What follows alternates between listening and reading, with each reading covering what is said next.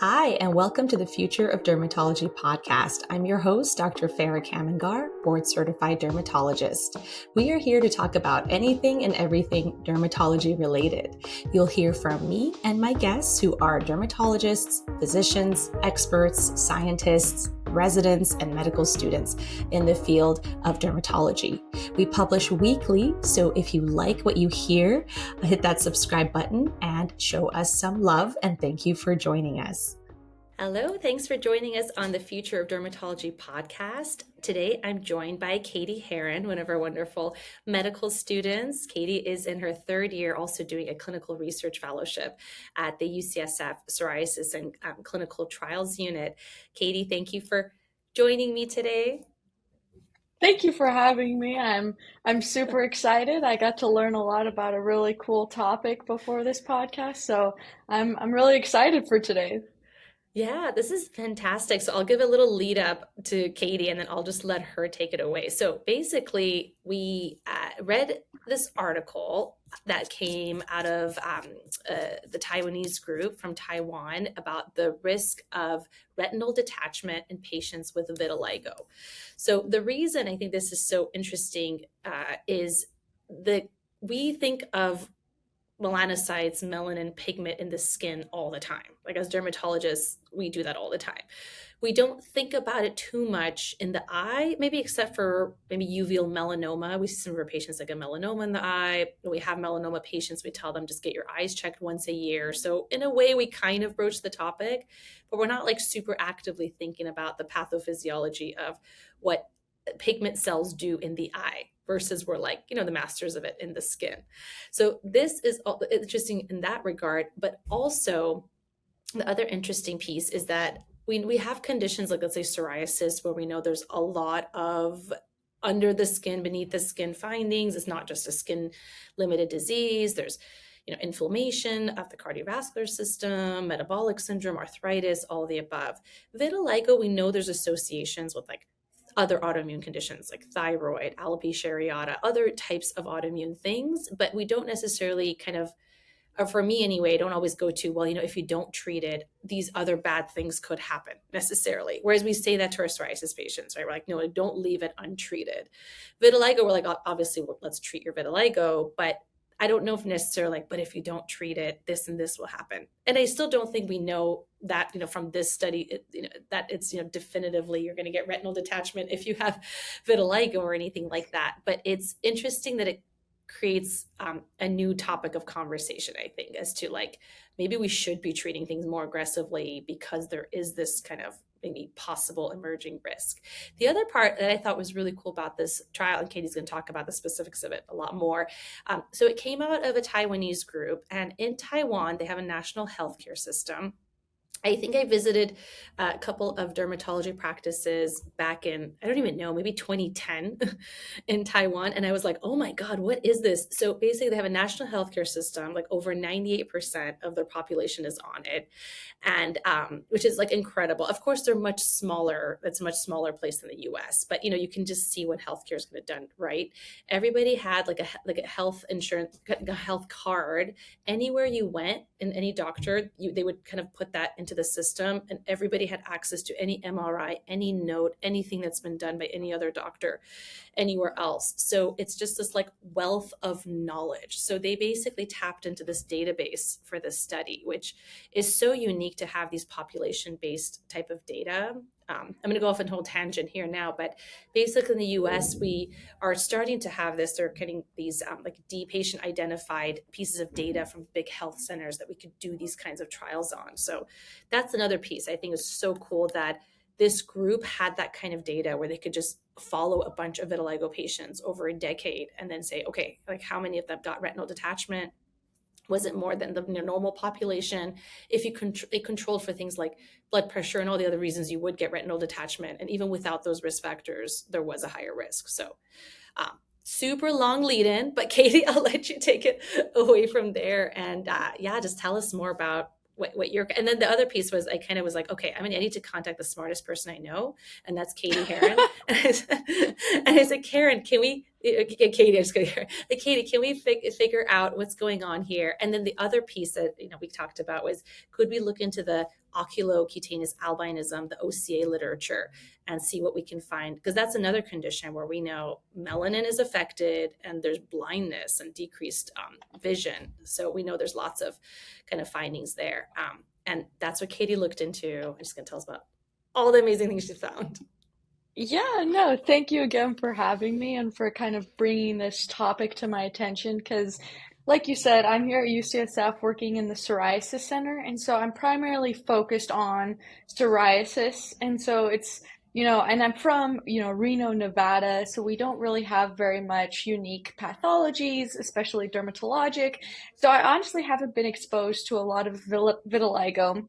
So I was really excited to learn more about it.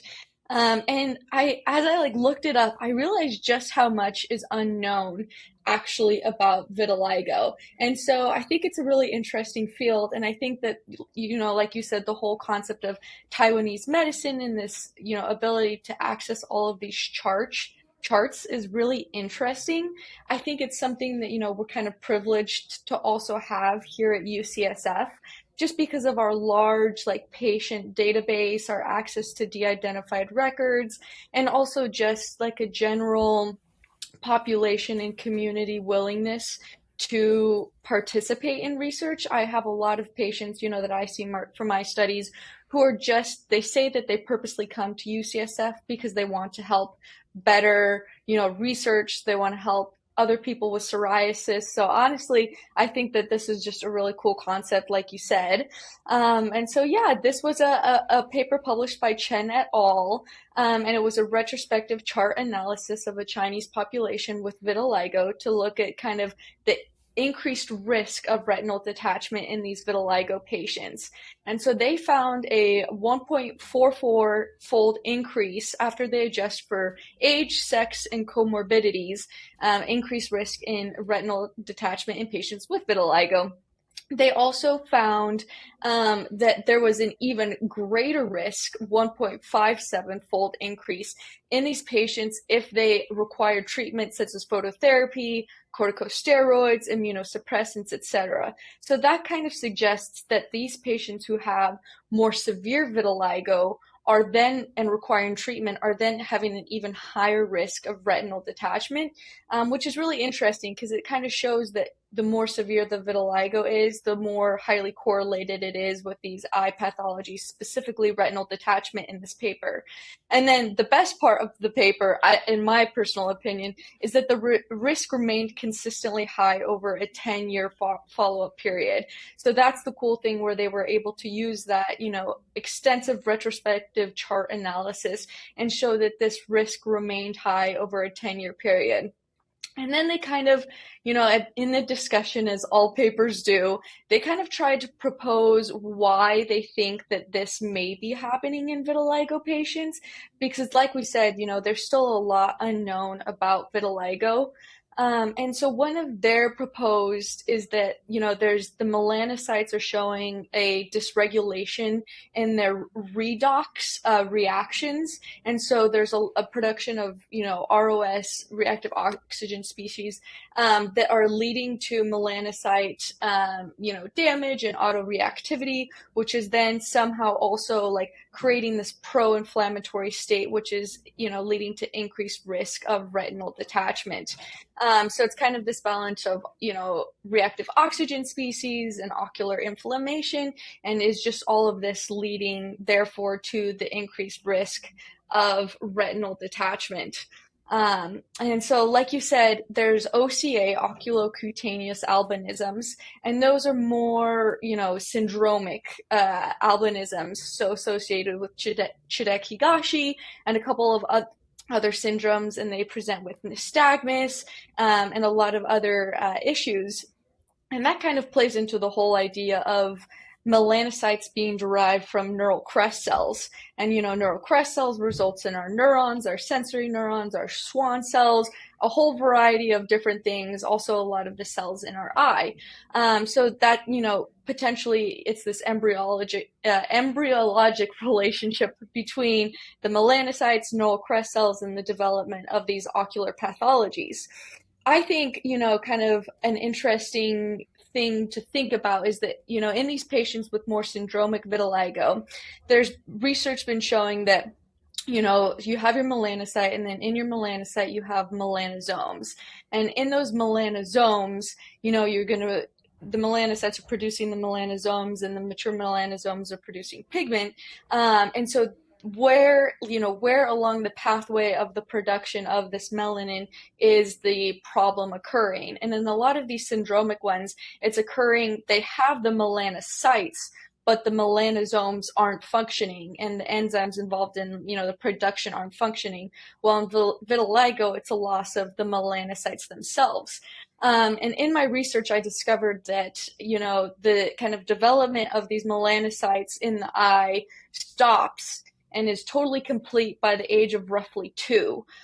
So these syndromic vitiligo patients are having more extensive eye issues, nystagmus, difficulties seeing. And part of that is related to the fact that, it's melanosomes, and the fact that, from birth to this age of 2, they're getting affected during this important developmental period. Well, in vitiligo patients, they're past the age of 2, oftentimes when it presents, and so it's these melanocytes then disappearing. So it just raises, a lot of questions related to what is causing these eye problems in vitiligo patients and this retinal detachment. What is the cause of vitiligo? There's multiple hypotheses on what causes vitiligo. Is it, autoimmune destruction of the cells? Is it reactive oxygen, ROS? Is it, all genetic? And so there's just still a lot of questions about vitiligo itself. And then with these OCA, oculocutaneous albinism patients, it's a slightly different mechanism of action, but it's resulting in similar, or more significant eye pathologies as well. So it's just a really interesting topic. And that's kind of my spiel from everything that I learned. But I love Yeah. embryology, so it was exciting in that way too. No, it was so fantastic. And you wrote up a whole thing. I was reading it, and it was so interesting on exactly what you kind of touched on is embryologically, the neurocutaneous kind of things that we're kind of finding more about. And I'm going to go a little bit of a tangent, even let's say like prurigo nodularis, for example, right? We now know there's all this nerve component, and then there's cytokines from the nerve. So there's all this kind of connection from the ectodermal embryonic development between the nervous system and the skin. So just that alone is we can talk about for 2 hours, which is Yeah. fascinating. The melanocyte is so interesting because it kind of lives in this border of it's like a neural derived cell, but we have it all over the skin, the eye. So it kind of goes both ways. It's so interesting. I would say with OCA, I feel like, the first encounter of the pathophysiology in medical school, I kind of thought, well, okay, their eye symptoms are because they don't have the pigment and the melanocytes and melanosomes. And so the way physiologically that the light is being refracted and kind of the physics and the optics of it's what's messing things up. But now we kind of looking into the details, it's really the, like you mentioned, it's that oxidative stress and different portions that actually is changing the physical anatomy of the eye, which is kind of crazy to think about. So it's no longer like, well, okay, yeah, we're messing around with the level of pigment, and if you mess that around, then the way UV is filtered is going to be affected. It's not that simple. It's literally the anatomy of the eye is changing. I think that's like a really, really interesting thing. And that paper too, it actually talked about, and you talked about it a little bit too in your write-up of the retinal pigment epithelial cells. Like, right, there's like two of the pigment cells in the eyes. There's the neural crest-derived uveal melanocytes, then there's these pigment epithelial cells that are in the eyes as well. So like the epithelial cells are affected in vitiligo.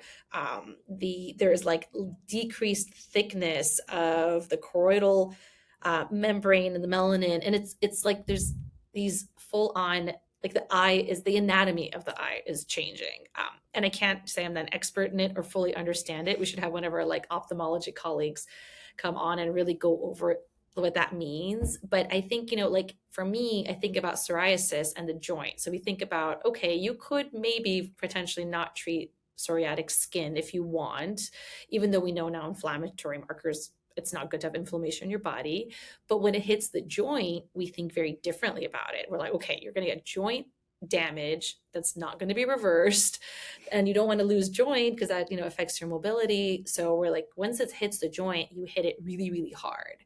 So I wonder if, and we don't know, we don't have enough data to make any real assumptions here, but I wonder if we can start thinking about this in a similar way. Because it's one thing to say, okay, you have a couple of patches of depigmentation on your skin, but then what does it change to when we sort of are like, okay, well, what if we're changing the anatomy of your eye? Like, it's a very different, Mm.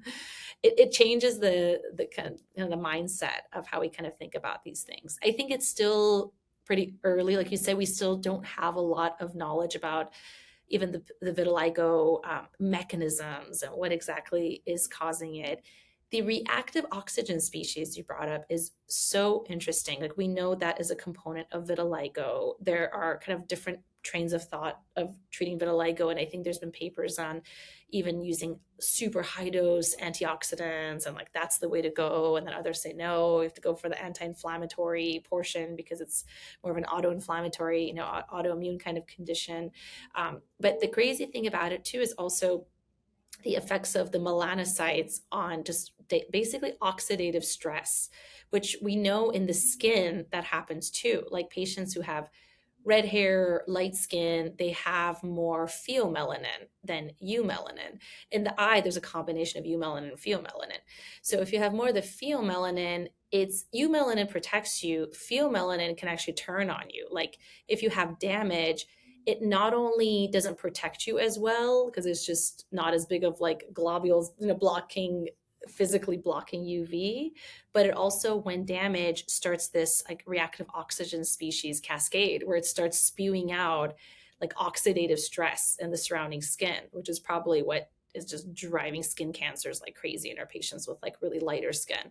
It's because their melanin that they have is not only not helping them as much as eumelanin, but it's also like hurting them with oxidative damage. So the oxidative damage part in the eye, I think, is like a really interesting story that I think is really kind of cool to follow over time. I think some of that is also happening in the OCA kids. It's like literally the oxidative damage because you don't have melanocytes. The oxidative damage is affecting your physical eye and damaging structures of the eye, which is kind of like a different paradoxical way of thinking about things when you think about like treating more with like antioxidant routes rather than the anti-inflammatory things. So super tangent there, but I just think everything you just said was so interesting. Those are the comments I had. The other thing I'll just throw in there, not so much necessarily what we're talking about now, but there's also the melanocyte stimulating hormone that stimulates Mhm. melanocytes. That story is also another really cool, interesting one to follow. Like, there are studies of that, the analogs of it, like Afamelanotide, or there's other ones. I'm blanking on their names. We could probably throw them in the description later. But the analogs, basically, of alpha MSH are anti-inflammatory. I think there's even studies in like psoriasis where it's been shown to kind of decrease psoriasis in the skin. So there's so much there in that connection that I don't think we know enough about, but like super cool beginnings of kind of thinking about these Yeah, I kind of agree. thought And just kind processes. of, yeah, something that, superficially has a change, but then, like you said, so much work has been done in psoriasis and just seeing kind of where the field goes with vitiligo and kind of figuring out, what's happening on the inside as well. Yeah, Um, exactly. I think that really just, when you kind of have the under the skin connotations to a disease or disorder, it really changes it. It changes the landscape, changes how even like dermatologists approach treatment of it. Actually, mhm. speaking of treatment, I did want to make a point earlier that you touched on. There was the confounding kind of part in this trial too, that they talked about higher risk if you've been on treatments for vitiligo. And they did also talk in the study about corticosteroids, of course, is like a main thing that might be used. That was a confounding factor because maybe it's corticosteroids are, somewhat contributing to some of the abnormalities in the eyes. But I think they did a good job of kind of taking out different factors, and it did seem like the vitiligo itself is doing some damage there. Like the oxidative stress of having less melanocytes and all of that is probably a good part of what's going on with the retinal detachment. But they did also touch on, okay, maybe the treatments. Phototherapy, they brought up as a potential. I can see corticosteroids being a real concern, especially oral corticosteroids. You'd have to put a lot on your skin to, I think, get enough absorption to get ocular symptoms. But the phototherapy, we do have people wearing goggles, so it's sort of like, Hmm. I wonder, I'm like, is that a real risk? Although maybe there's protocols elsewhere where people are not wearing goggles, but but I Yeah, I mean, think, hopefully not. right? But I mean, maybe. yeah, so I just wonder about that. I'm like, are they kind of worried that, because I think we all feel pretty safe that we're not causing, and if that was a factor, I guess you could extrapolate any patient on phototherapy, we'd be seeing higher rates of like retinal detachment. So I think that one I'm a little bit more skeptical about as the potential trigger. So, but corticosteroids make sense. There's definitely kind of a component there too. So I definitely want to kind Mhm. of throw those points out there. But Yeah. yeah, so I just want to thank you, Katie, for like taking this on, doing such a thorough review of it. And I think these types of things are so important just to bring up questions that we need to address, more science that needs to come out of it. So if anyone's listening to this and wants to take this up as a project, Hmm. it's just such interesting things to do. You're also writing this up. This will be in the DermPub publication. So actually, if we have that up before this gets released, which I think we might actually, maybe time wise, we could link your write up Yeah, below that this would as be well. awesome. So it's a lot more details there. But perfect. Yeah. Any other thoughts? And you went through a very thorough review. No, yeah, I mean, thank you again for having me. I love learning. I think, people always ask like what do you think makes a good, physician in your mind? And I feel like for me it's being a lifelong learner. And so I'm just really grateful for, these opportunities to kind of keep on learning about things that I'm not familiar with. So I'm really grateful and excited to have been here, and yeah, I'm excited to write this up as well.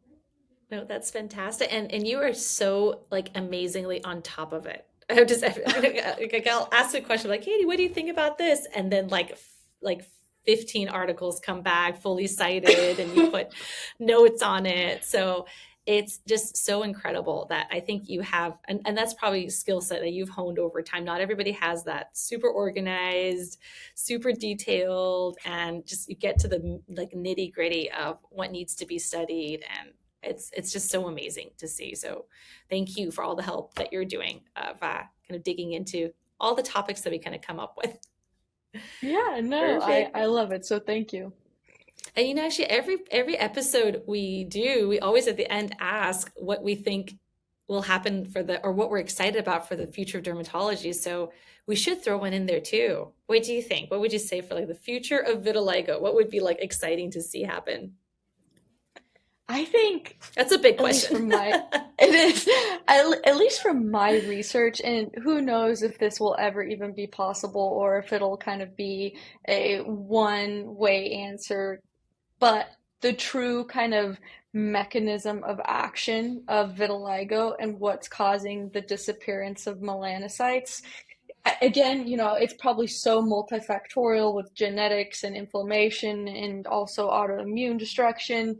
But I think if you could kind of hone in exactly what is having the greatest effect in vitiligo and come up with a more 100% definitive hypothesis, that would be great. But I also, so Yeah. multifactorial, I don't know if that's ever possible, but Yeah, yeah, it's so true. Like as the science hones in, and then I will probably also add to that. I think just the super targeted therapies that are coming out. Like we talk about, like mhm, like corticosteroids. They could also have this side effect, that side effect. So the more targeted therapy, like as we understand the science more of inflammatory skin disease, and then all the subsequent like targeted therapies that come out, it's super exciting. mhm. Yeah, I agree. I'm Perfect. excited for it. Sounds good. Thank you so much again, Katie. Thank you. So, Dr. Farah, I watch TikToks and I've been seeing this thing on TikTok about people using a medication for genetic diseases to lose weight and tan their skin. Can you tell me more about that? Yeah, this is kind of crazy. So a lot of people are using Afamelanotide, like bootleg versions of it off TikTok. There is an FDA approved version, like from a company. It's been studied and it's like tens of thousands of dollars. So what you're getting on TikTok is not that, right?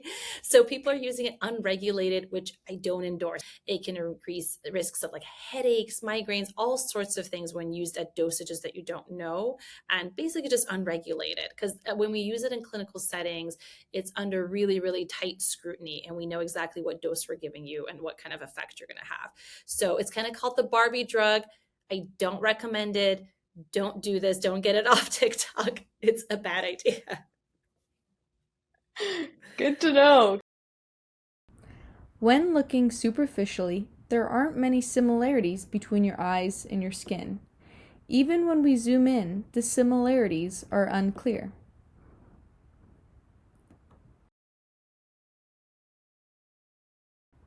In the eye, there are various structures and axes related to light refraction and optics, but still no obvious similarities.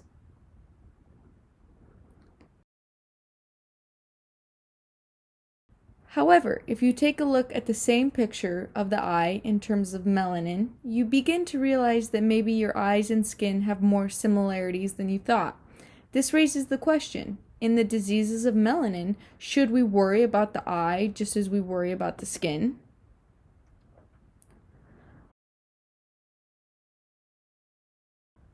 Two dermatological pathologies associated with decreased melanin, vitiligo and oculocutaneous albinism, may just help us understand this. In this editorial, we focus on the known ocular pathologies associated with oculocutaneous albinism and the new discoveries of ocular pathologies such as retinal detachment in people with vitiligo. We also pose the questions, are people with vitiligo at higher risk for other conditions, and should they be undergoing more extensive health monitoring? Thank you for listening to the Future of Dermatology podcast. Remember to hit that subscribe button and share the podcast with your friends. The more you share and subscribe, the more we'll be able to grow and share our dermatology knowledge. If you have burning dermatology questions, feel free to leave them in the comment below, and we would love to address them in a future episode. And please note that this podcast is not intended to substitute for medical advice from your doctor.